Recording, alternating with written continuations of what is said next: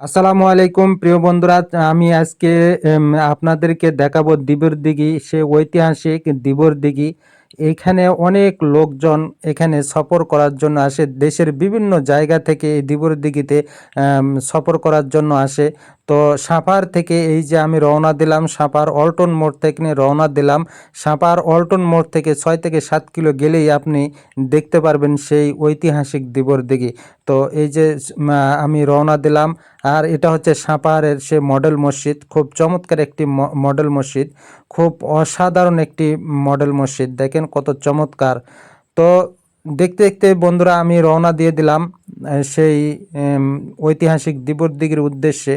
তো আপনাদেরকে আপনাদেরকে দিঘিটার চারপাশ দেখাবো। এটাই হচ্ছে মেন রাস্তা থেকে দিবর দিঘি, এই যে বাম দিকে ঢুকে গেছে এই রাস্তাটা, এই যে গেট। আপনি এখানে আসলেই দেখতে পারবেন ঐতিহাসিক দিবর দিঘি। এই গেট দিয়ে আপনি কিলো দুয়েক গেলেই আপনি দিবর দিঘি দেখতে পারবেন। সেই দিবর দিঘির অসাধারণ দৃশ্যগুলো আপনি দেখতে পারবেন, এবং দিঘির যে শীতল আবহাওয়া, সে আবহাওয়াটা আপনি চাইলে উপভোগ করতে পারবেন। এবং এখানে অনেক লোকজন অনেক দূর দূরান্ত থেকে ভ্রমণ করার জন্য আসে। তো দেখেন প্রিয় বন্ধুরা, এই ফুলগুলো কত চমৎকার। তো চলে আসলাম ফাইনালি দিবর দিঘির একেবারে কাছাকাছি চলে আসলাম। আর একটু পরেই কিন্তু আমরা দেখতে পারবো সেই ঐতিহাসিক দিবর দিঘি। খুব চমৎকার দৃশ্য দিঘিটা দেখতে। তো দেখতে দেখতেই প্রিয় বন্ধুরা চলতেই চলে আসলাম একেবারে দিঘির কাছাকাছি, একেবারে খুব কাছাকাছি চলে আসলাম। এই যে দেখেন দিবর দিঘির রাস্তা, দেখেন কত চমৎকার একটি রাস্তা। দুই ধারে গাছগুলো কত সুন্দর করে রং করা হয়েছে, এবং যে সবুজ দৃশ্যটা, সেই দৃশ্যটা কত চমৎকার, দেখেন অসাধারণ একটি দৃশ্য। এই দৃশ্যটা আসলে খুবই মনোমুগ্ধকর একটি দৃশ্য। এই যে দেখেন কত সুন্দর করে সারি সারি সেই গাছগুলো দাঁড়িয়ে আছে, খুব চমৎকার একটি দৃশ্য।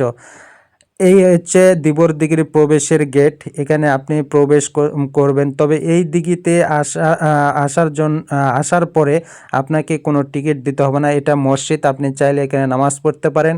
খুব অসাধারণ একটি জায়গা। এই যে দেখেন আবারও সেই গাছের সেই দৃশ্য, আসলে কি আর বলবো, আমি ভাষায় প্রকাশ করতে পারছি না, কারণ এতটাই সুন্দর এই দৃশ্যটা দেখার মতো। এই যে দেখেন কত সুন্দর সুন্দর একেবারে সারি সারি গাছ, খুব চমৎকার একটি দৃশ্য।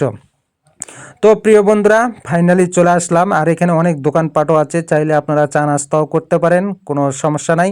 এই যে ফাইনালি চলে আসলাম প্রিয় বন্ধুরা সেই দিবর দিঘির ঘাটে।